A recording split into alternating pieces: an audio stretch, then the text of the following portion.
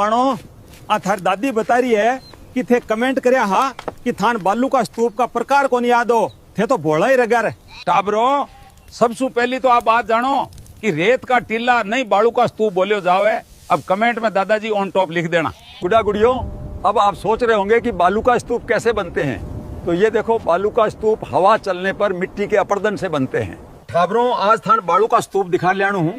बालू का स्तूप दो प्रकार का हुई, एक पवन की गति के आधार पर और दूसरा आकृति के आधार पर। अठीन सुनो, पवन की गति के आधार पर पहलो प्रकार है अनुदैर्ध्य बालू का स्तूप और अनरेखीय बालू का स्तूप भी बोलियो जावे। बेटा जी, अनुदैर्ध्य बालू का स्तूप सबसे ऊंचे बालू का स्तूप ही, और ये तो जैसलमेर और बाड़मेर में सर्वाधिक पाया जावे ही। बावड़ा की तरनिया के देखो हो, पवन की गति का आधार पे आगलो बालू का स्तूप अवरोध बालू का स्तूप है। टाबरों आ देखो मरुस्थल में झाड़ियां का अवरोध के कारण बनया बालू का स्तूप अवरोधी बालू का स्तूप कहलावी ही।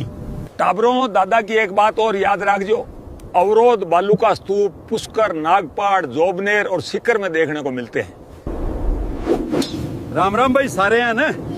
ये ही अनुप्रस्थ बालू का स्तूप और ये पवन की दिशा के समकोण पर बनी ही। आ जाओ जी, पुगल, सूरतगढ़, चूरू, झुंझुनू वाले आ जाओ। अनुप्रस्थ बालू का स्तूप देखो चाहो हो तो आ जाओ। चांद से पर्दा कीजिए। हाँ जी बच्चों, अगला बालू का स्तूप अर्धचंद्राकार बालू का स्तूप है और इन्हें बरखान भी कहा जाता है। टाबरों बरखान बालू का स्तूप